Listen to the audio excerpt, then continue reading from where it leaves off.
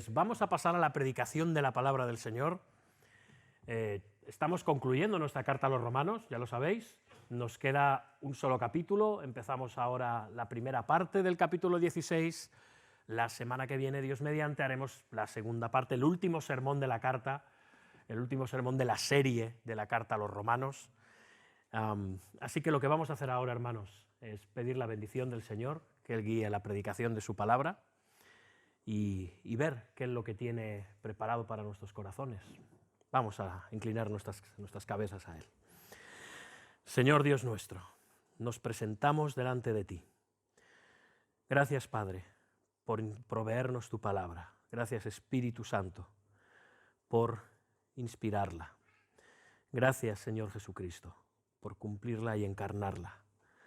Precisamente por eso, Señor, te pedimos que tú nos hables a nuestras mentes y corazones, como ha orado antes nuestro hermano Daniel, que no salgamos igual que hemos venido, que no solo tu palabra toque nuestro corazón, sino que lo transforme, Señor.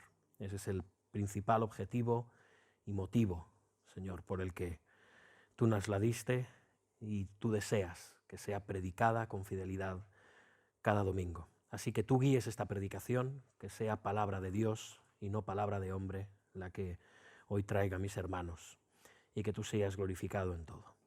En el nombre de Jesucristo nuestro Señor. Amén. Amén.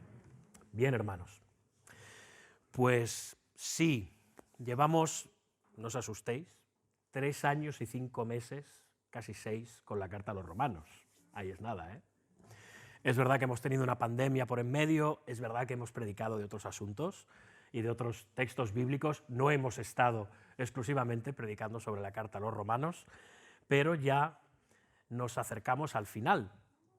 Hoy empezamos a considerar el último capítulo de esta carta, el capítulo 16, y hermanos, yo creo que estaréis todos de acuerdo conmigo en que la carta a los romanos es posiblemente el libro bíblico en el que se hacen las declaraciones más gloriosas acerca del Evangelio del Señor Jesucristo. Pero ahora llegamos a este último capítulo. Nuestro hermano Daniel, en su lectura, un poco complicada, hay que decirlo, con esos nombres tan enrevesados, ¿eh? Nadie le pone hoy en día a sus hijos estos nombres. Alguno. Creo que hay alguna Julia por allí, ¿no? Bien, sí. Pero algunos son un poco raros, hay que reconocerlo. Pero bueno, en la época serían tan normales como David, Antonio, Carlos, Artur, Francisco, da igual. Bien. El caso es que hemos llegado a esta lectura que ha hecho nuestro hermano Daniel y uno se puede quedar un poco sorprendido, como diciendo, bueno, vamos a ver.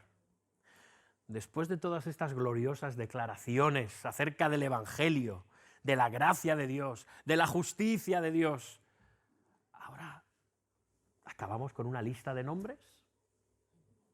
¿No está un poco de bajón? ¿Te descoloca un poco?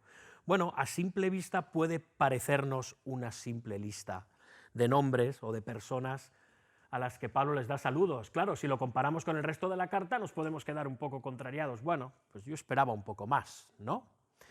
Bien, hermanos, no olvidemos una cosa. Toda la Escritura es inspirada por Dios. También esta lista de nombres. Toda Escritura, por lo tanto, es útil para los hijos de Dios. Y podemos extraer muchísimas enseñanzas precisamente de estos 16 versículos que estamos considerando en esta mañana. Evidentemente, hoy, por causa del tiempo, no vamos a ver todas las implicaciones que podríamos extraer, pero me he centrado en 4 principales. Y la primera de ellas es que lo primero que vemos en este versículo es que ser cristiano, en este capítulo, en estos versículos, es que ser cristiano es estar unidos a Cristo por medio de la fe. De hecho, en la lectura que ha hecho nuestro hermano Daniel, nos habremos dado cuenta la de veces que el apóstol Pablo está utilizando expresiones como en Cristo o en el Señor. ¿Lo habéis visto?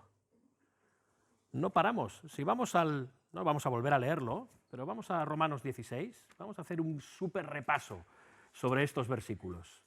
Del 1 al 16, fijaos, versículo 2, hablando de Febe, que la recibáis en el Señor. ¿Habéis visto? Versículo 3, saludad a Priscila y Aquila, mis colaboradores en Cristo Jesús.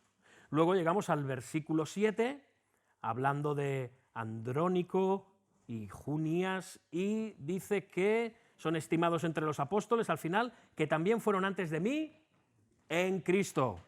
Versículo 8, saludad a Amplias, amado mío en el Señor. Versículo 9, Urbano, nuestro colaborador en Cristo Jesús. Versículo 10, saludad a Apeles, aprobado en Cristo. Versículo 11, saludad a Herodión, mi pariente, saludad a los de la casa de Narciso, los cuales están en el Señor. Saludad a Trifena y Trifosa, las cuales trabajan en el Señor. Saludad a la amada Pérsida, la cual ha trabajado mucho en el Señor. Bien. Y luego saludad a Rufo, escogido en el Señor. Y al final acaba diciendo, os saludan todas las iglesias de Cristo. O sea que os dais cuenta la de veces que Pablo está utilizando esta expresión en el Señor. Claro que nos damos cuenta, como para no darnos cuenta. De hecho, esta expresión en Cristo Jesús, en el Señor, aparece cerca de 170 veces en las cartas del apóstol Pablo para referirse a la situación en la que estamos los cristianos.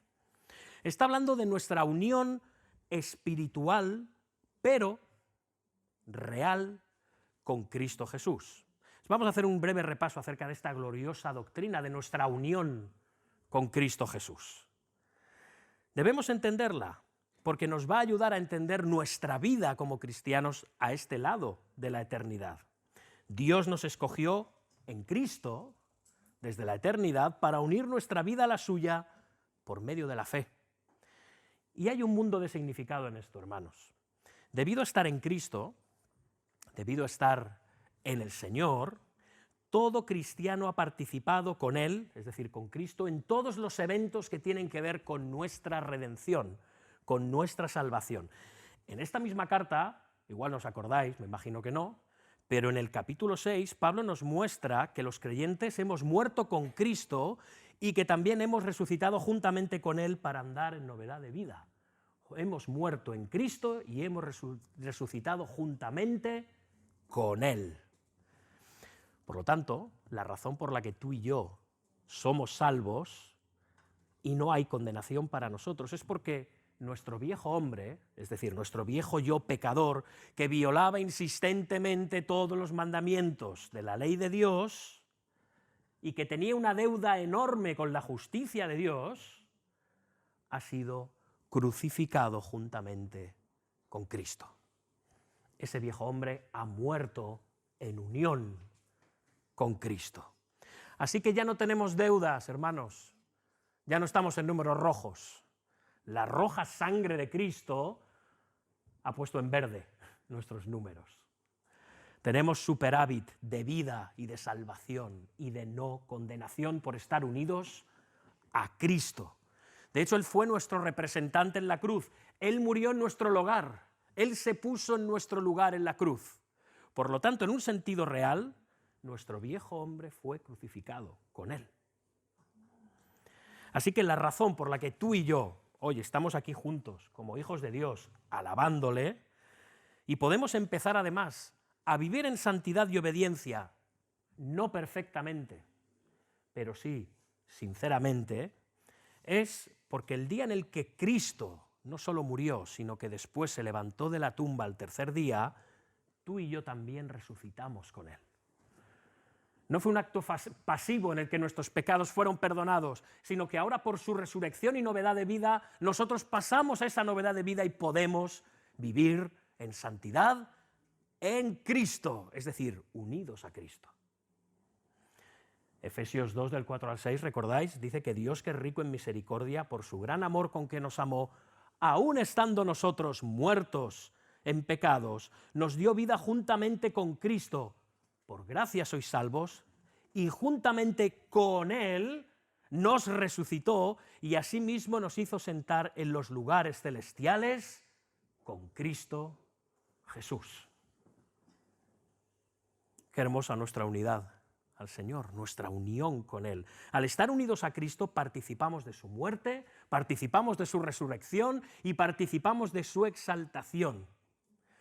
Todas y cada una de las bendiciones de las que tú y yo participamos como cristianos provienen del hecho de estar en Cristo, de estar en el Señor.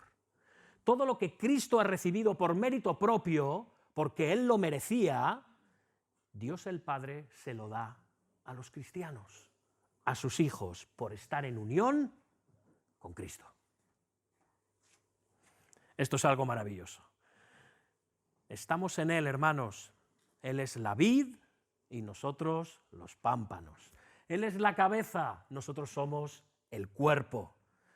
Él es nuestra vida, como dice Colosenses 3:4. Como dice el apóstol Juan, el que tiene al Hijo tiene la vida.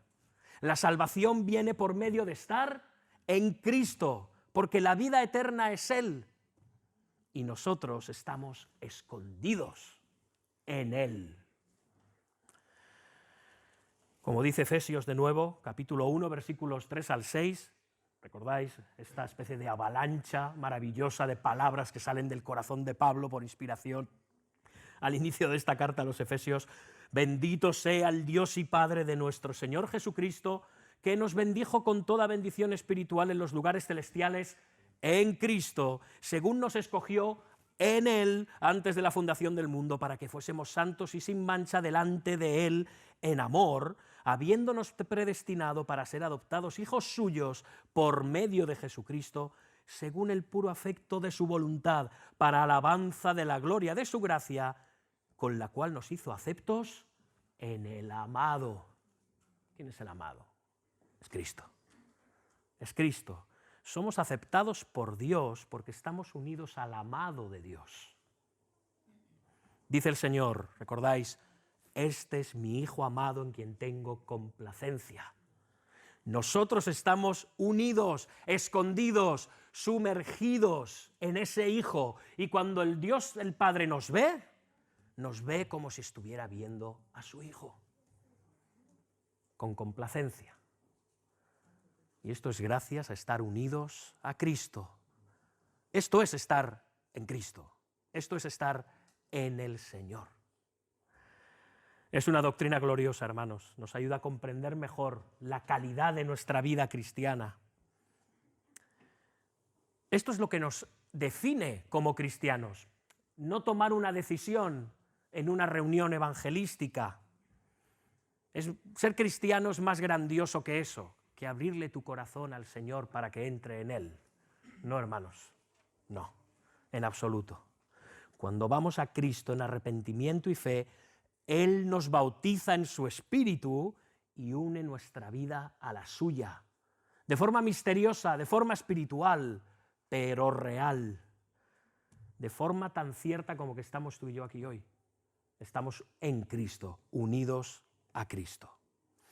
Así que no solo en estos 16 capítulos, cuando vayamos a las cartas del apóstol Pablo, no olvidemos que cuando aparece esa expresión en Cristo o en el Señor, de eso es de lo que está hablando el apóstol, ni más ni menos que de esto, de nuestra unión real y espiritual a Jesucristo, el Hijo de Dios. Y estas expresiones, como os he dicho, aparecen en prácticamente todo el pasaje que hemos leído, que ha leído antes nuestro hermano Daniel.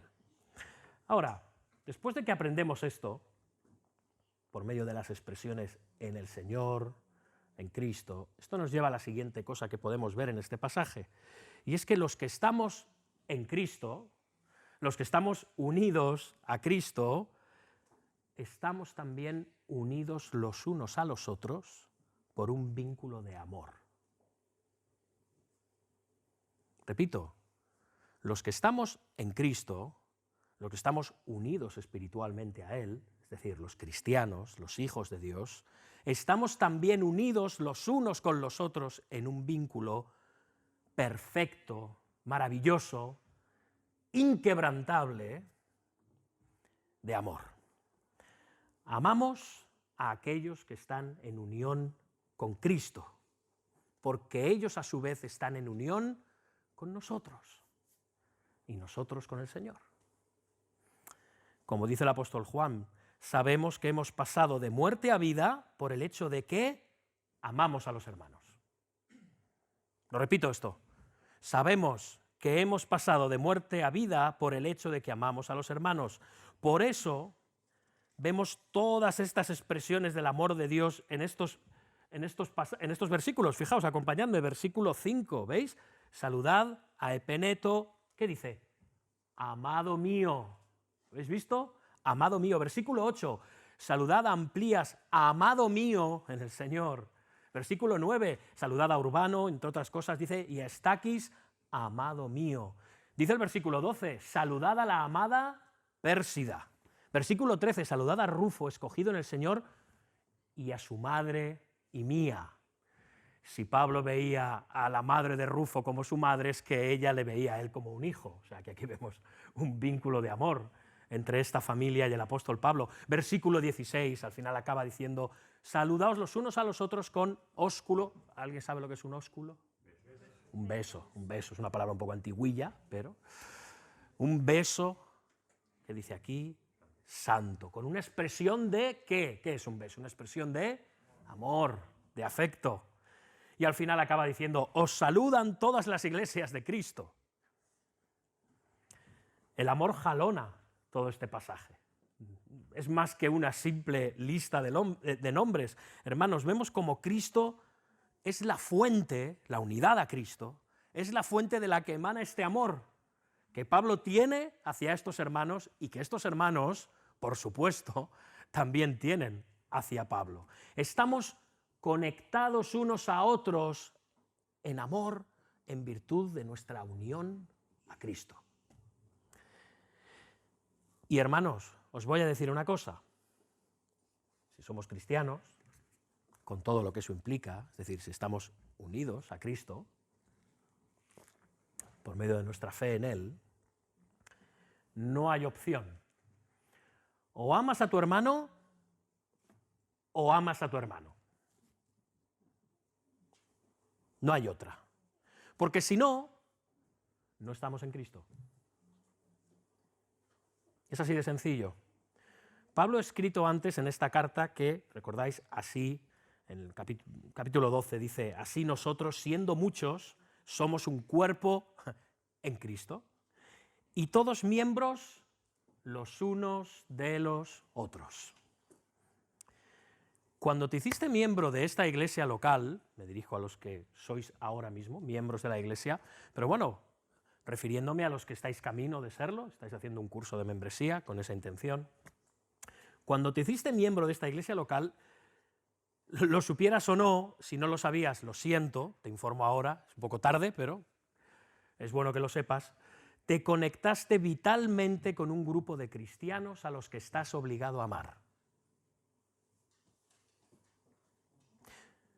Si no estás dispuesto a esto, si entiendes la membresía de una forma distinta, no eres un verdadero miembro de esta iglesia. Cuidado, no de esta iglesia, de ninguna iglesia. Repito, uno se compromete a amar a un grupo de personas con las que se ha conectado vitalmente, independientemente de que el hermano sea más simpático o menos simpático, de que el hermano te caiga bien o te caiga mal, que tenga una personalidad atractiva o complicada, que estés de acuerdo en todo con él, o que pertenezca a tu mismo círculo social o no pertenezca a tu mismo círculo social, estás unido a él, debes amarle, porque esto no depende de todas estas cosas que hemos dicho, depende de Cristo, al que estás unido, y al que ellos, tus hermanos, también están unidos. Esto es un entendimiento profundo de la membresía de la Iglesia, pero esa es la realidad de la membresía de la Iglesia. Estás igual de unido a Cristo que a tu hermano, y tu hermano ha de estar igual de unido a ti que a Cristo. Sí, ya sé que es algo misterioso, pero si somos hijos de Dios es algo real, espiritual, pero real. No es poesía, no es una alegoría, no es como si, es real. Aunque no lo veamos, aunque no lo acabemos de entender, porque nos resulta altamente misterioso. Por lo tanto, tú has de amar a tu hermano como Cristo te ama a ti, a pesar de ti. Cristo nos ama a pesar de nosotros, ¿o no? ¿O somos merecedores tantas veces del amor de Cristo, verdad? ¿Somos merecedores de ese amor? Yo creo que no. Pero aún así no dejamos de sentirlo y de experimentarlo permanentemente en nuestra vida, de forma viva y real. Y atención, este es un amor que va mucho más allá del amor de los miembros que tienen los miembros en una misma iglesia, en este caso la IBE. También este amor se debe manifestar entre miembros de diferentes iglesias. Fíjate en este pasaje, es interesante, porque Pablo menciona por lo menos 4 iglesias. Tú dirás, a ver, ¿dónde ha visto este hermano 4 iglesias? ¿Dónde? Bueno, en este pasaje, fijaos, la primera la vemos en el versículo 1, esta es muy evidente, ¿no? Cencrea, esta es la iglesia de la cual procede Febe. Pero luego Pablo menciona en el versículo 5 la iglesia que se congregaba en la casa de Aquila y Priscila, ¿habéis visto? Pero luego, los versículos 14 y 15, Pablo menciona, sin usar la palabra iglesia, fijaos, saludad a Asíncrito, a Fleogonte, a Hermas, a Patrobas, a Hermes y a los hermanos que están con ellos. Se congregan con ellos. Saludad a Filólogo, a Julia, a Nereo y a su hermana, a Olimpas y a todos los santos que están con ellos. ¿Bien? Así que sí. En Romanos 16 vemos 4 iglesias como mínimo, que sepamos. ¿Bien? Como mínimo. Y como veis al final Pablo dice, os saludan las iglesias de Cristo. ¡Hala! Ahí incluimos todas las demás. ¿Será que no habrían? ¿No? Muchísimas iglesias. Y atención, hablamos como Pablo de iglesias de Cristo, es decir, aquellas que predican el Evangelio y que se adhieren a la doctrina de los apóstoles. No podemos tener comunión con iglesias apóstatas, a las que incluso a veces nos cuesta poder llamar iglesias. ¿Por qué? Iglesias que se han alejado del Evangelio, que se han alejado de la doctrina y la enseñanza de la doctrina de los apóstoles. Se ha activado Google por ahí, ¿no? Esta chica, esta Siri es una pesada, ¿no? Hay que ver. Hermanos, no podemos tener comunión con iglesias apóstatas. Fijaos, en el versículo 17, que no hemos leído, pero que veremos la semana que viene, fijaos, Pablo está siendo muy claro. Aquí no hay medias tintas, ¿eh? Mas os ruego, hermanos, que os fijéis en los que causan divisiones y tropiezos en contra de la doctrina que vosotros habéis aprendido y que os apartéis de ellos. Más claro el agua, ¿no? Bien. Hermanos, hay iglesias apóstatas de las que debemos mantenernos alejados, al menos mientras sigan en su apostasía. Pero otra cosa son aquellas con las que tenemos diferencias en cosas secundarias. Nosotros tenemos una escatología amilenial en esta iglesia, pero hay escatología premilenial. Esto no es determinante para no tener comunión con otras iglesias. Nosotros tenemos un gobierno de iglesia que es congregacional, guiado por pastores. Creemos en la pluralidad e igualdad de pastores. No creemos en un pastor con unos subpastores, ¿no?, que están sujetos a él. No creemos en un modelo de un solo pastor, no. Creemos en la pluralidad de pastores. Pero de nuevo, el que haya estas diferencias en el gobierno de la iglesia tampoco tiene que ser un inconveniente para que tengamos relación con otras iglesias. No, hermanos, no es de eso de lo que está hablando el apóstol Pablo. Porque somos parte de una gran familia en Cristo. La IBE no es el centro del universo. Hay otras iglesias fieles, otras iglesias que aman, predican, creen y viven el Evangelio del Señor Jesucristo. Por lo tanto, nuestra comunión ha de ser manifiesta hacia ellas y por parte de ellas debería de ser manifiesta hacia nosotros. Pero, como hay miembros en las iglesias locales que no entienden el amor que los miembros han de tener los unos por los otros, lamentablemente también hay iglesias que no entienden el amor que deben demostrar a otras iglesias. Que el Señor, hermanos, nos guarde de ambas cosas, de no entender el amor entre miembros de una iglesia local y de no entender el amor que nos debemos hacia iglesias con las que podemos tener comunión, porque también están con nosotros en el Señor. Si una iglesia confiesa y cree las verdades cardinales del Evangelio y de la fe cristiana, debemos considerar a estos hermanos en Cristo. Nuestro grado de relación y comunión podrá variar de más a menos, pero podremos tener relación con ellos y no estar divididos por doctrinas hasta cierto punto secundarias. Hermanos, los muros están bien, los lindes y las fronteras no tienen por qué ser malas. Y las confesiones de fe y las convicciones doctrinales de una iglesia definen lo que son. Y las debemos de respetar, pero hermanos, no las hagamos tan altas, tan altos esos límites, que no nos podamos dar la mano con los que están en el otro lado. Evitémoslo a toda costa, hermanos. De nuevo, si una iglesia confiesa y cree las verdades cardinales de nuestra fe cristiana, debemos considerar a estos hermanos en Cristo como tales, como hermanos en Cristo. Esto lo vemos en el versículo 1 y 2. Fijaos, os recomiendo además a nuestra hermana Febe, la cual es diaconisa en la iglesia de Cencrea. Febe no pertenecía a la iglesia de Roma, ¿verdad que no? No. Cencrea estaba en Grecia, de hecho estaba al lado de la ciudad de Corinto, de hecho donde se escribió la carta a los romanos.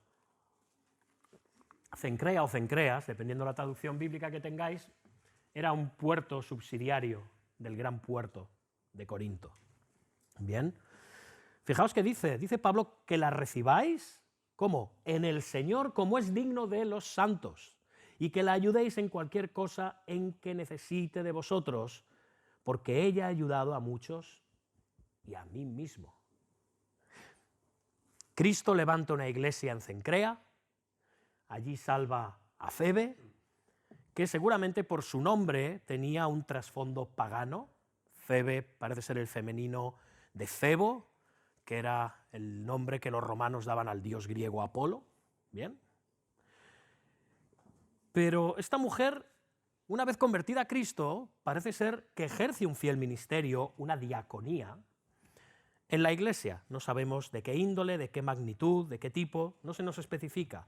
Muchos comentaristas, de hecho, la mayoría, están de acuerdo en que posiblemente Febe fue la mensajera que llevó la carta a los romanos a Roma.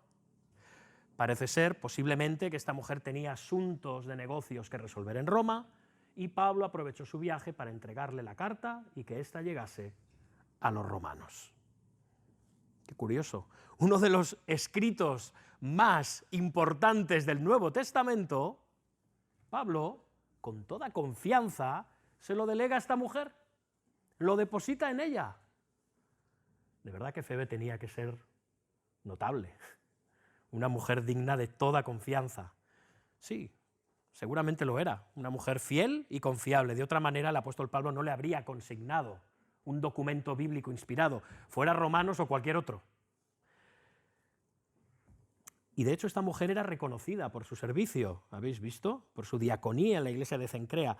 Había ayudado a muchos, incluyendo a Pablo, y la palabra que utiliza Pablo, es un poco rara en griego, próstatis, ¿sí?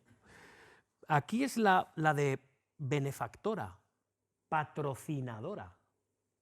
Por eso se entiende que posiblemente era una mujer próspera. Parece que sus bienes materiales, sus bienes económicos, habían sido puestos a favor de la iglesia en Cencrea y también del propio apóstol para sus tareas misioneras. Así que ahora Pablo le dice a los romanos que igualmente la reciban en el Señor, que la ayuden, por cuanto ella ha ayudado a tantos, incluido a él, al apóstol Pablo, que la reciban como hermana, fijaos, que la reciban como salvada por el mismo Salvador que tenéis vosotros. Fijaos que dice que la reciban como es digno de los santos. No porque es rica, sino porque es vuestra hermana en Cristo. Y yo me pregunto, hermanos, si recibimos de igual manera a nuestros hermanos cuando nos visitan, cuando pasan una temporada entre nosotros, sea que estén más o menos tiempo en la iglesia, incluso ¿Qué hacemos con los hermanos que vienen de otros países? Porque allí hay situaciones difíciles y ellos escapan de estas situaciones difíciles buscando un futuro, una vida mejor. ¿Les ayudamos? ¿Les damos un trato digno de los santos cuando vemos que como Febe tiene buena recomendación? En este caso, la recomendación para Febe de parte de Pablo era intachable.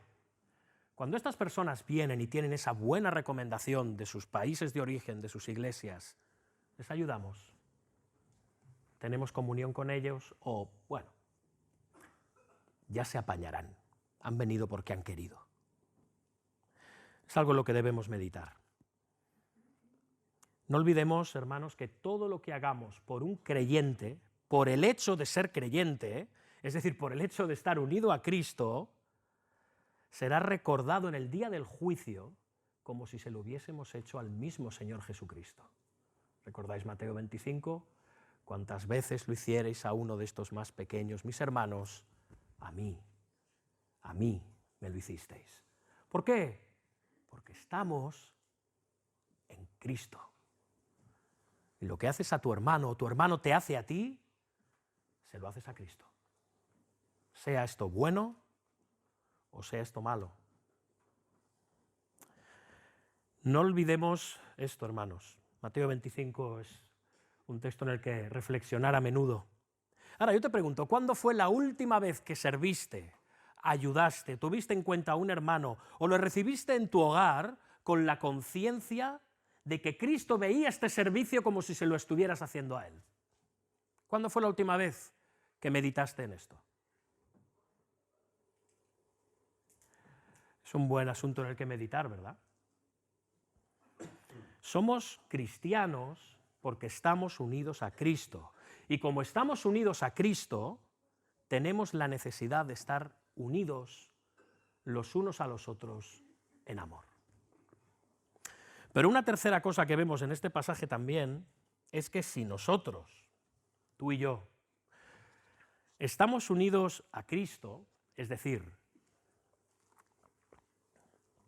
a aquel que siendo rey se hizo siervo, nosotros también tenemos la necesidad de servirnos los unos a los otros en imitación de Él. Y aquí es donde me gustaría decirle a los niños que dibujen en las hojas que tenéis a un rey que es siervo, o a un siervo que es esclavo, pero que es rey. A ver qué os sale. A ver qué os sale. Hermanos, dice Mateo 20:28, allí dice el Señor Jesucristo: como el Hijo del Hombre no vino para ser servido, sino para servir y dar su vida en rescate por muchos.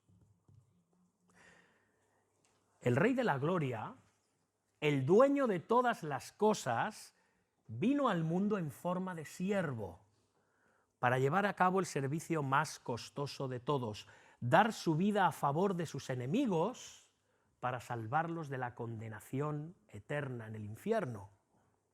Eso hizo Cristo. Y lo hizo hasta la muerte. Por cierto, la muerte más vergonzosa y humillante, vejatoria y dolorosa de su tiempo, la cruz. Y ahora yo vuelvo a preguntarte también, miembro de la IBE, ¿hay algún servicio lo suficientemente humillante para ti o difícil como para que te niegues a hacerlo a favor de tus hermanos, teniendo la posibilidad de hacerlo? Si nos comparamos con Cristo. Yo creo que no. Como le escuché una vez en este mismo púlpito al pastor Juan Manuel Vaz, hay muchos que quieren agarrarse inmediatamente al micro, pero no a la fregona. Él lo dijo con más vehemencia. Pero es verdad, hermanos, es verdad. Somos así. Nos gusta mucho estar aquí, pero poco allí. Para pensar. Cristo lo hizo, hasta la muerte. No hay ningún servicio, no hay ningún trabajo en la iglesia, no hay ningún ministerio, no hay ninguna colaboración lo suficientemente humillante y vejatoria para ti. No la hay. Cristo te supera con creces, cuando Él no tenía ninguna necesidad de salvarnos, ninguna. Lo hizo por gracia, y solamente por gracia. Y si de gracia recibimos, de gracia debemos de dar. Febe lo hizo. Febe puso todos sus recursos al servicio de las iglesias y también al servicio de Pablo. Tenemos, por ejemplo, aquí a Áquila y Priscila, o Prisca, aparece en otras partes de la Biblia, que es como un diminutivo de Priscila, quienes estuvieron dispuestos, fijaos, a poner en peligro su vida, versículos 3 y 4. Dice, saludad a Priscila y a Aquila, mis colaboradores en Cristo Jesús, que expusieron su vida por mí. En griego me encanta, literalmente es arriesgaron su cuello por mí. No sabemos cuándo, no sabemos cómo, pero eso hicieron. Dice, a los cuales no solo yo doy gracias, sino también todas las iglesias de los gentiles. Y dice el versículo 6, saludad a María, la cual dice que ha trabajado mucho entre vosotros. Y esta palabra también original transmite la idea de trabajar arduamente, como el que labra la tierra con sudor y esfuerzo. Esto había hecho esta María. No nos dicen cómo el apóstol, pero es lo que había hecho. Luego tenemos versículo 7, saludad a Andrónico y a Junías, mis parientes y mis compañeros de prisiones, los cuales son muy estimados entre los apóstoles. Hermanos, no tenemos ni idea ni cómo ni cuándo estos dos hermanos habían estado en prisión con Pablo, pero habían estado en prisión con Pablo. De estas palabras lo inferimos. Pero fijaos, hasta los apóstoles hablaban bien de ellos. Eran ejemplares. Y luego el versículo 12. Saludad a Trifena y a Trifosa, las cuales trabajan en el Señor. Saludad a la hermana Pérsida, la cual ha trabajado mucho en el Señor. ¿Vemos? Aquí la gente se arremanga. Y si pensáis que en la vida y la situación en la iglesia del Nuevo Testamento era mucho más cómoda que ahora, es que no conocemos el mundo del Nuevo Testamento. Ser cristiano era un reto constante, era un poner en peligro tu vida permanentemente, tu vida, tu reputación, tus recursos, tu libertad. Eso implicaba ser cristiano entonces. Y aquí a estos hermanos, por cierto, muchas mujeres, no se les caían, como se suele decir, los anillos, por remangarse y trabajar arduamente. ¿Nos damos cuenta? Cristianos que sirven a otros cristianos. Cristianos que trabajan y que se arriesgan a favor de sus hermanos. Parece que estas Trifena y Trifosa eran hermanas, quizá eran gemelas, no lo sé, es curioso porque el nombre de estas chicas deriva de la palabra que significa bonita o delicada, parece ser que eran muy monas, ¿no? O al menos ese nombre les habían puesto, Trifena y Trifosa. Se las pone juntas, tienen este nombre, por lo tanto se infiere que quizás eran gemelas o hermanas, no lo sabemos, posiblemente sí. ¿Bien?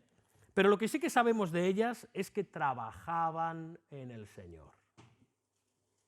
Trabajaban en el Señor. Hermanos, Pablo tenía colaboradores.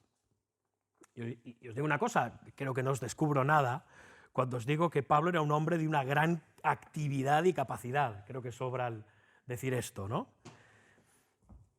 Su ministerio apostólico habla de ello. Ya está, no hace falta decir más. Pero la obra del Señor, Pablo sabía que no dependía solamente de él. La obra del Señor no puede depender de un solo hombre. Pablo trabajaba en equipo, de ahí la expresión colaboradores. Pablo contaba con muchos hermanos que le eran imprescindibles para llevar a cabo su ministerio. Pablo sabía lo que era trabajar en equipo. ¿Por qué? Porque Pablo, a pesar de cómo era, de enérgico y de hiperactivo y de capaz y de osado, al mismo tiempo era lo suficientemente humilde para saber que él no podía llevar todo su ministerio por sí mismo. No podía. Una servilleta no puede ser mantel, creo que está claro, ¿no? Una servilleta da para lo que da. Pablo yo lo compararía con un mantel, ¿no? Pero bueno, aún así, creo que entendemos la ilustración.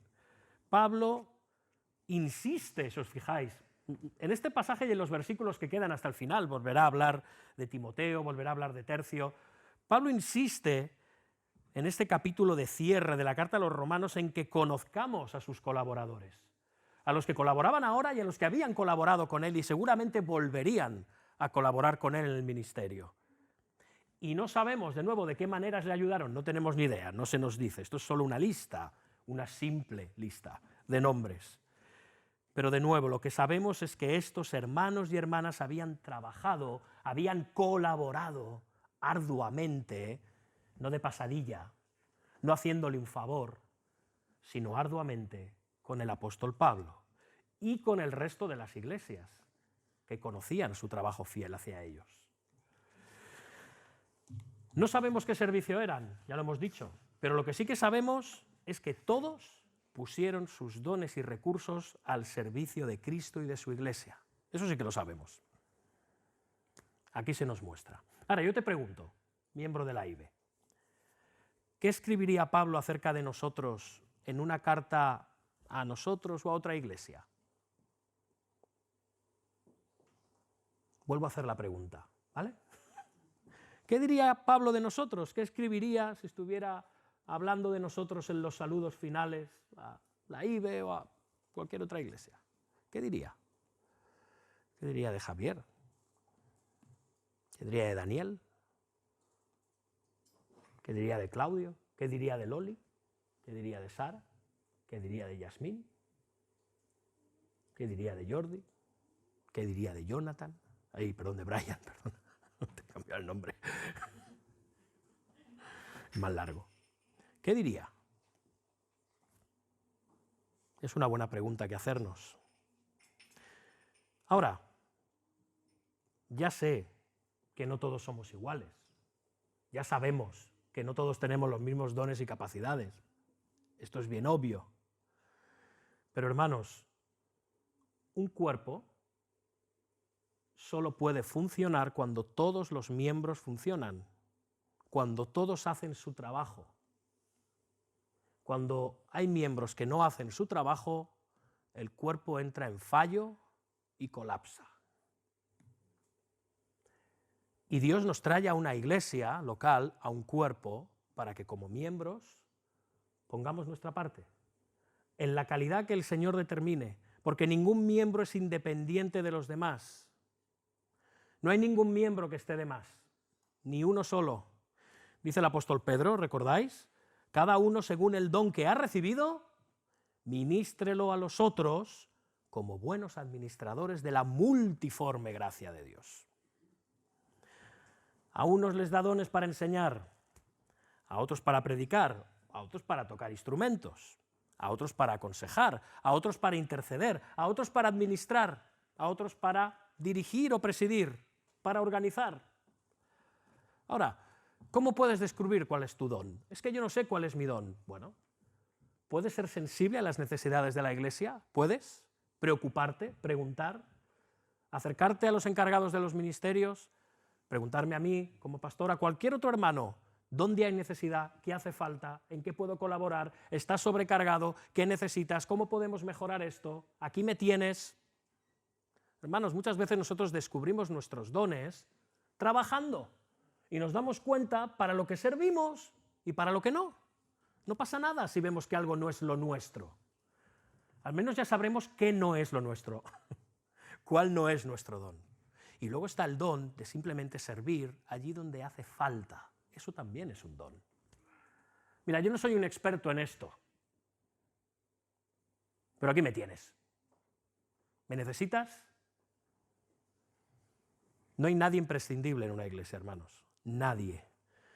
La mejor forma de darnos cuenta de cuáles son nuestros dones es sirviendo. Sirviendo. Ahora yo pregunto, ¿cuál es tu excusa para no ofrecerte a tus hermanos, para no servirles? Lo que nos impide servir en las iglesias, hermanos, desengañémonos. O sea, ya que nadie nos oye, quitémonos aquí las caretas. Lo que nos impide servir en la iglesia no es la falta de dones. No es la falta de tiempo o de salud tampoco. No son que las circunstancias te sean favorables o desfavorables. Lo que nos impide servir a los hermanos en las iglesias muchas veces es la falta de amor y de humildad. Eso. Nos creemos el centro del universo. Y este orgullo nos mueve a querer ser servidos en lugar de servir. Venimos, ¿qué puede hacer la iglesia por mí? Ya sé que esto suena un poco a la frase de Kennedy, ¿no? No te preguntes lo que tu país puede hacer por ti, sino lo que puedes hacer por tu país. Bueno, porque la dijera John Fitzgerald Kennedy no deja de ser muy cierta.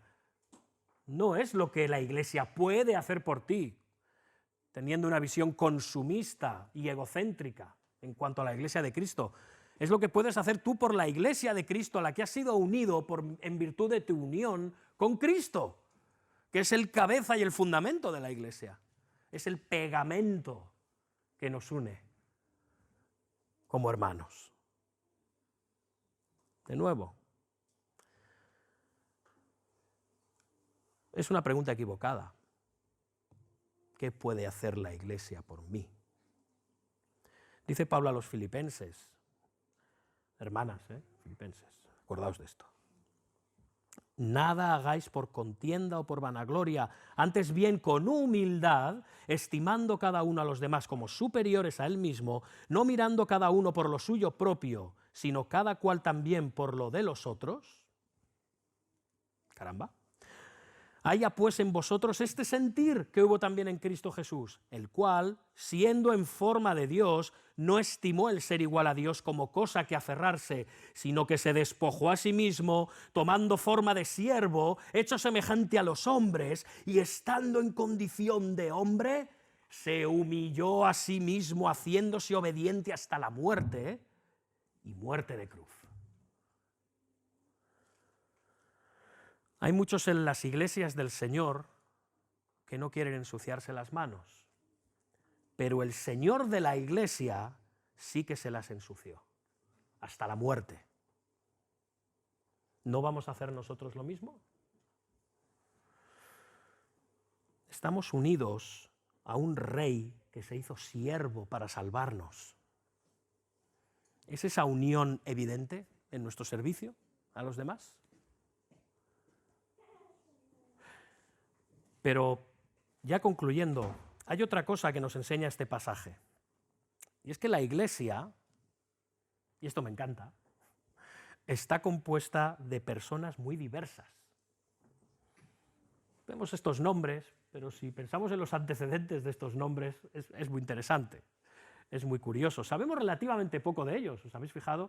Pero los nombres, su procedencia, comparándolo además con documentos extrabíblicos del mismo tiempo del apóstol Pablo, del siglo I y del mundo grecorromano, tanto en Roma, Hispania, las Galias, Asia Menor, Siria, todo lo que eran las África Cirenaica, todas las provincias romanas, hay documentos, hay cartas, hay escritos, hay testamentos, ¿bien? Hay contratos plagados de nombres. Y os sorprendería saber que muchos de estos nombres aparecen. No estoy diciendo que sean las mismas personas, sino que eran nombres habituales, como hemos dicho antes, ¿no? Más o menos los nombres se van repitiendo. Pero no todo el mundo tenía el mismo nombre. Hoy podemos llamar Napoleón a un perro, al presidente del gobierno o al vendedor del puesto de pipas de aquí de la esquina, ¿no? Ya, los nombres ya han perdido cierto estatus en lo social. Podemos llamar lo que sea a quien sea. Pero no ocurría así en aquel tiempo. No, hermanos, no. Cuando analizamos esta lista de nombres, de nuevo, una cosa que nos tiene que llamar la atención muchísimo es la diversidad que hay en ella. Porque algunos venían de un trasfondo judío, como Aquila y Priscila. Pero la mayoría provenían de un trasfondo gentil, como Febe.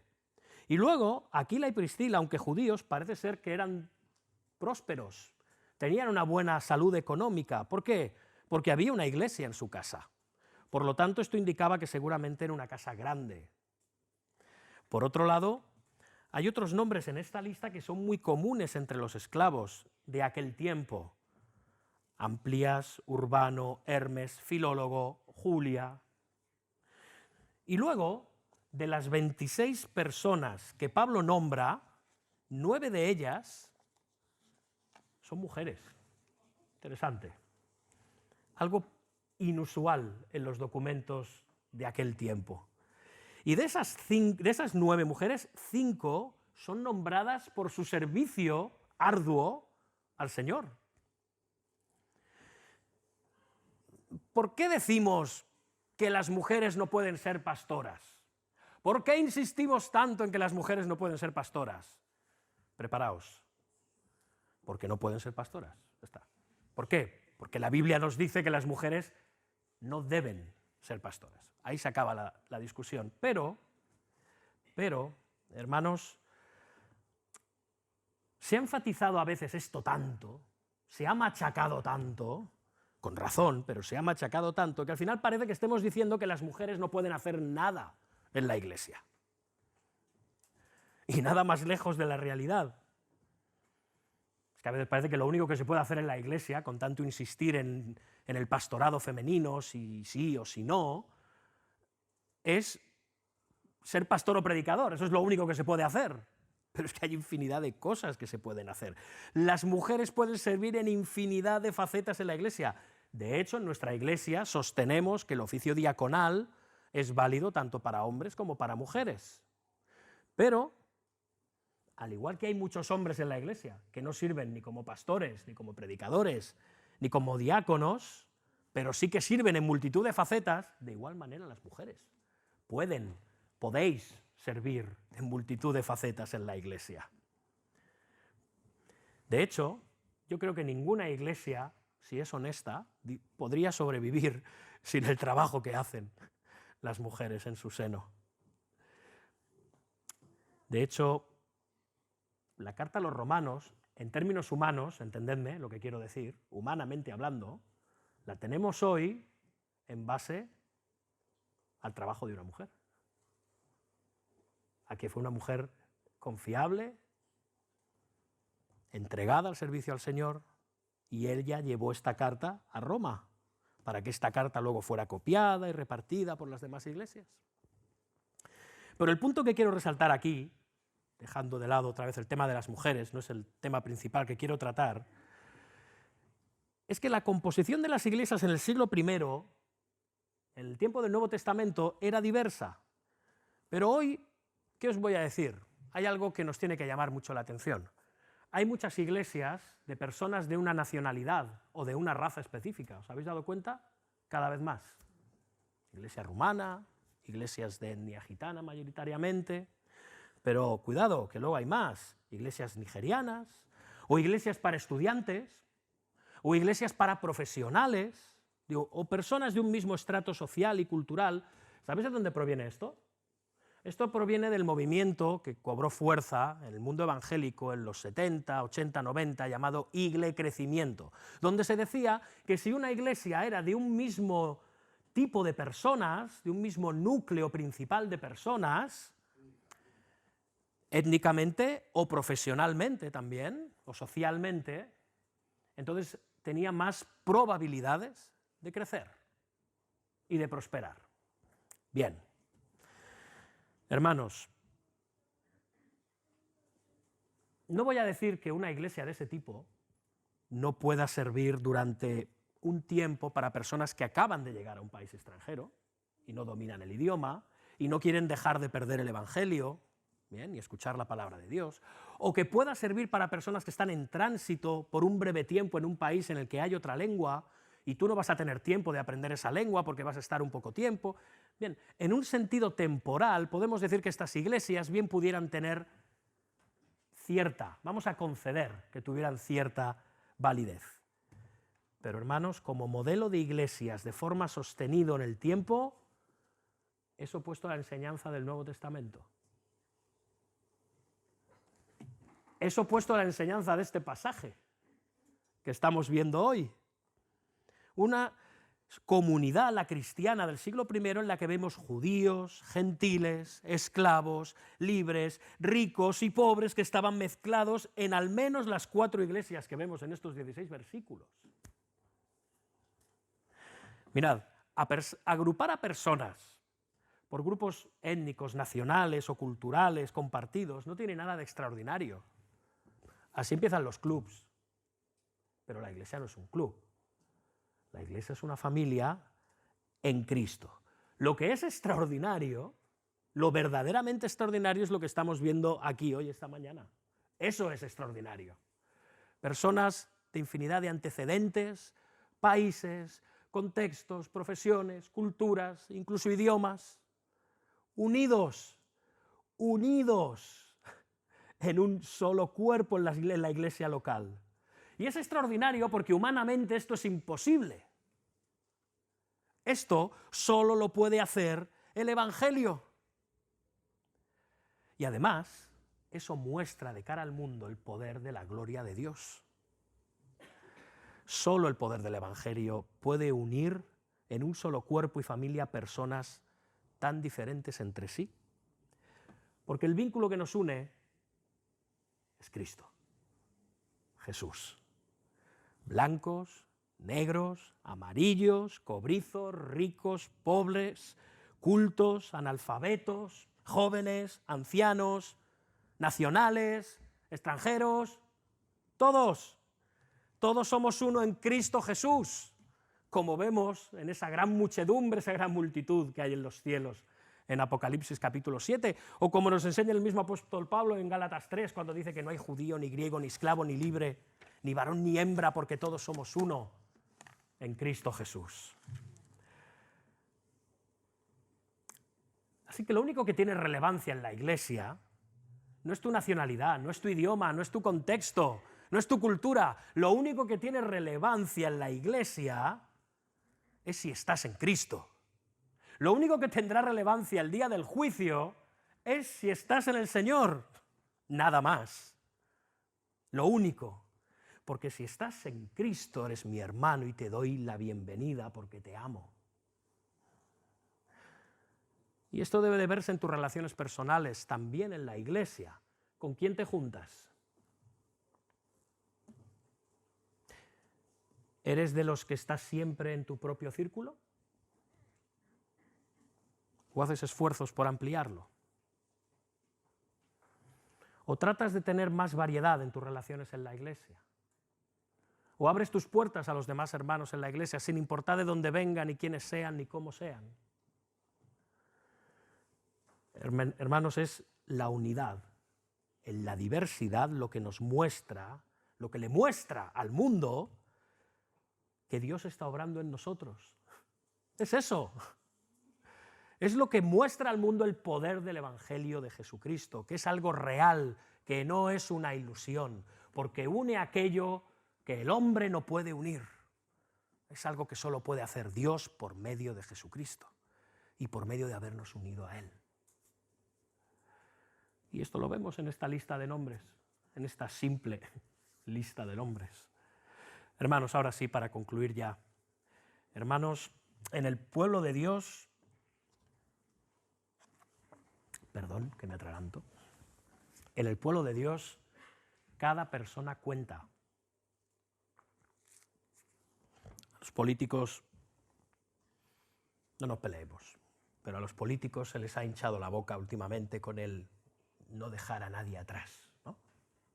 No dejemos a ninguno atrás, ¿no? En la pandemia se decía mucho, ¿no? Lamentablemente muchos han quedado atrás y seguirán quedando atrás por otros motivos. ¿Bien?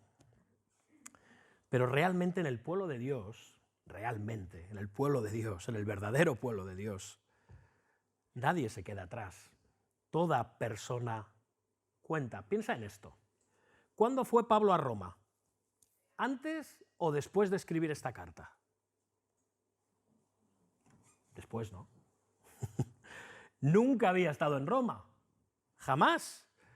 Y aún así conocía más nombres de miembros de la Iglesia de Roma de los que quizá conozca yo. Acabo de cambiar el nombre a Brian, por ejemplo. Bueno, eso ha sido un lapsus.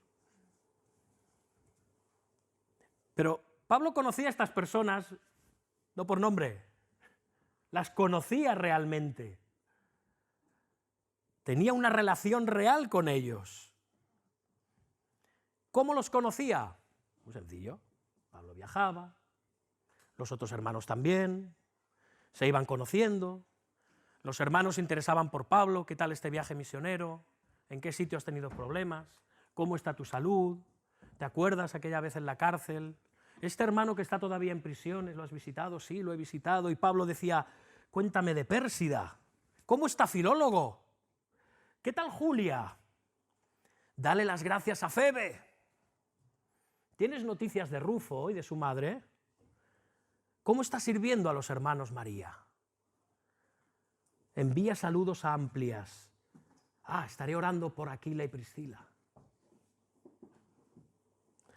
A Pablo le interesaban sus hermanos. Pablo estaba enfocado en las personas de la iglesia porque para él cada creyente importaba. Cada creyente estaba escrito no en una lista, cada creyente estaba escrito en su corazón. Aún aquellos que quizás eran complicados, aún aquellos con los que había tenido algún problemilla, todos y cada uno de ellos, Pablo sabía que habían sido ganados con la propia sangre de Cristo.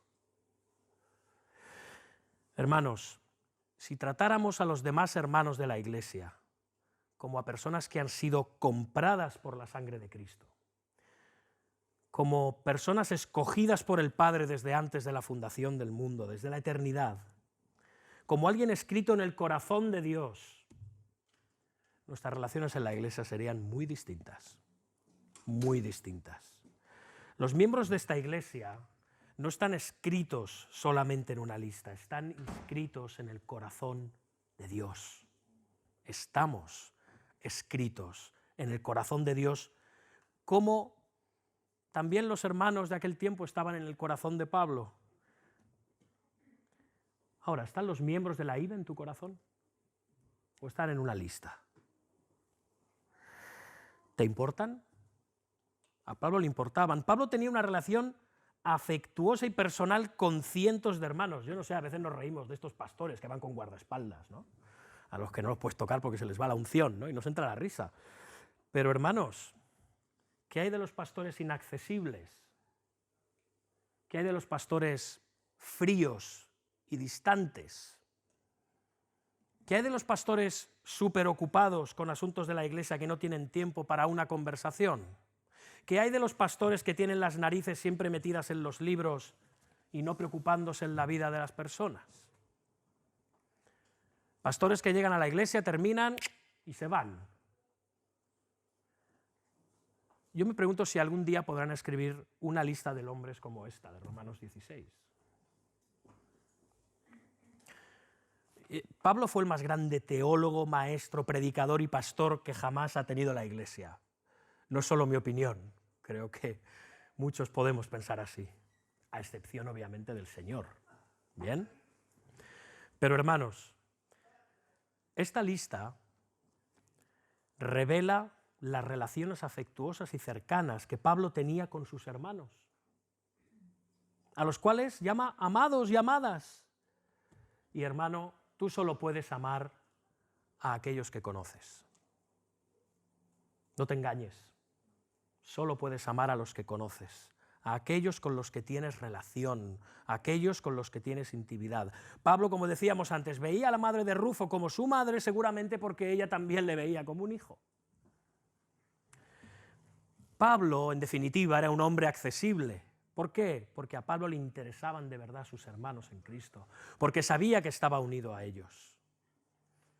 La gente lo veía como alguien cercano, no como alguien inalcanzable. Yo te digo, hermano, te interesas por tus hermanos, porque hermanos somos miembros de una misma familia, una familia en Cristo. Para Cristo, ninguno de los suyos pasa desapercibido, ni uno solo.